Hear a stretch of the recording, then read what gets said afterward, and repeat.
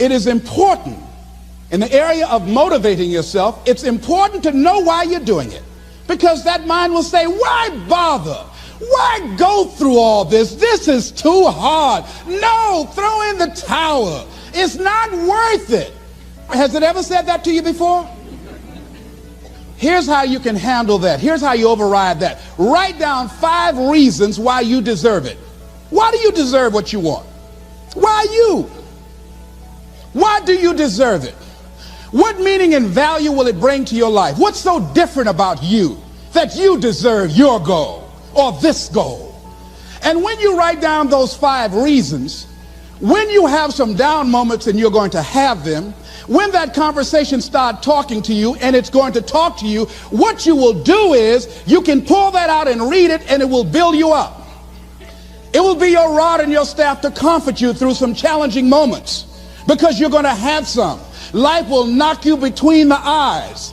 It will catch you on the blind side, come out of nowhere, stuff you can't anticipate that will knock the wind out of you. You want to give up. That's why it's important for you to work on yourself, listening to tapes, building yourself up, talking to yourself with power, feeling, and conviction, building yourself up day in and day out, because it's coming. Life will send you some curves you cannot anticipate. The next thing is that whatever you do, you want to develop technical mastery. You want to be the best at what you do. You want to master it. See, part of self-motivation is you've got to find something that gives you a strong sense of competence. Well, you become known for that. You develop a reputation of being good at doing that. You set some high personal standards for yourself. You're not competing with anybody else. You're just unfolding yourself to be the best person that you could be. That you want to give the best quality service that you can give, because that is a statement about who you are. The other thing that's the key to self-motivation is recognize the fact that you're going to get into some slumps. Recognize the fact that you're going to encounter a great deal of failure in life. It goes with the territory. But in the face of that, you want to be relentless. When you want something, you don't expect everybody to say, oh, come on in. Oh, you want this? Oh, great. We want to give this to you. You're such a nice person. You're doing it for your family, aren't you? Great. No, life isn't like that. No, many doors will be closed in your face. Many loans that you will want. And they'll say, no, you don't have enough collateral. You don't have enough credit. And most people will give up. But you've got to decide that I'm going to be fearless. I refuse to be denied. And I'm going to go all out. I'm going to be relentless. I don't care how many no's I encounter.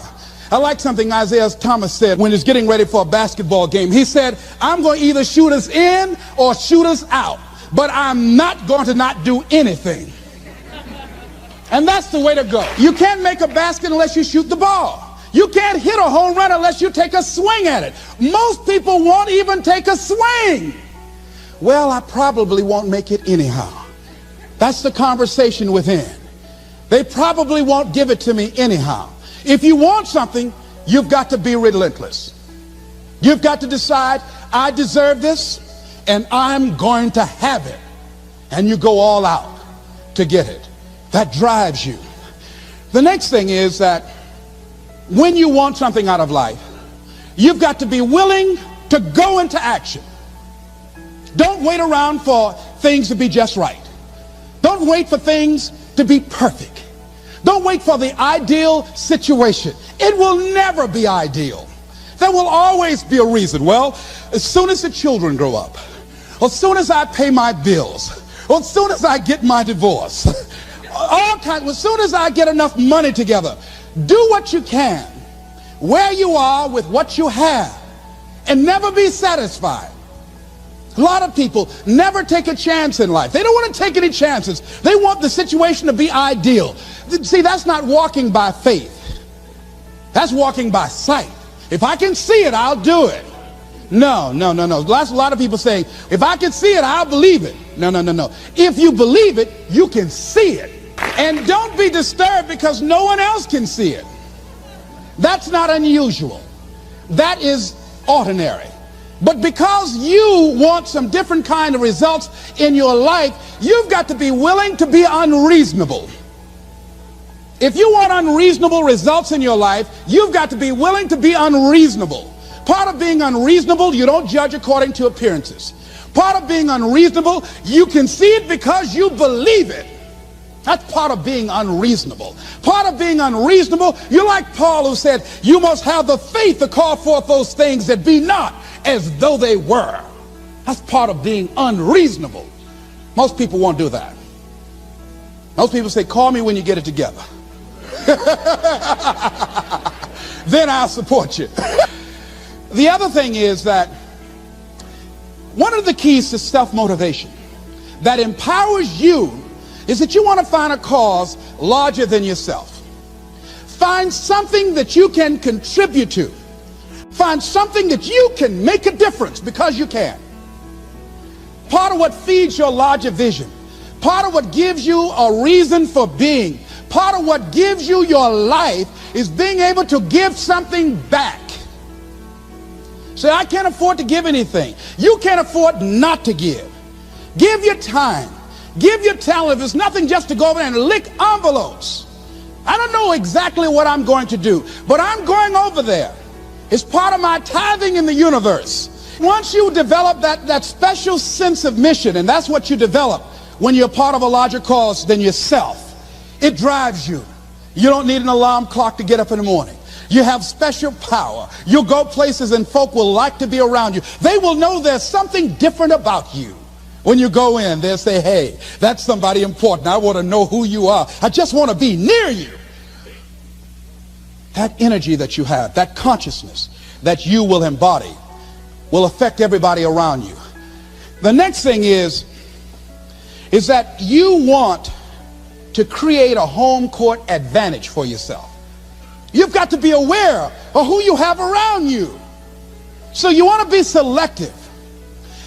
Have friends that will enable you to grow. I have friends that help me to grow spiritually. These are my spiritual friends. I talk spiritual stuff with them. I have some other friends who are just intellectual friends. They make me grow intellectually. They make me stretch. I have some professional friends. I'm a member of the National Speakers Association. I get together with other speakers and we learn from each other and we grow from each other. I have other friends who are just social friends. All we do is just socialize together. We'll look at a basketball game together or go out dancing, but that's all we can do. We don't talk anything serious, nothing spiritual, nothing intellectual. That's not that kind of relationship. Nothing heavy up in here. Have other friends, we walk together. That's all we can do, walk together. Talk about we're going to lose weight one day by and by for good, all right? That's all we do. Nothing else. So, according to the relationships that you develop, we grow from people and projects. And the relationships that you develop can enhance and can enrich your life, or they can drain you.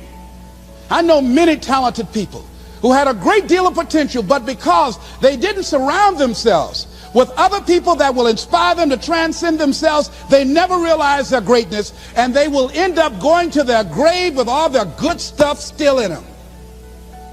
So you want to look at your relationships, the people that you're involved with, the people that you communicate with most often, and you want to ask yourself the question, what am I becoming because of this relationship? Does it inspire me? Am I motivated? Am I encouraged? Am I driven to develop myself? Am I seeking my own greatness? What kind of person am I becoming because of this relationship? Am I becoming more cynical and negative about life? Ask yourself that. The next thing is, you've got to say yes to your life. You've got to say yes. Yes to my dreams. Yes to me. Yes, I can make it. Yes, I can. Doesn't matter how many failures I've made. Doesn't matter how many mistakes I've endured. Doesn't matter about my defeats. Doesn't matter about what I've done. Yes, yes. I don't care about the fact I'm in a hole now. Doesn't matter about where I am. Yes, The last chapter to my life has not been written yet. If you judge me now, you'll judge me prematurely. I haven't exposed all my stuff yet. I'm still in the process of transforming my life. I'm still in the process of becoming.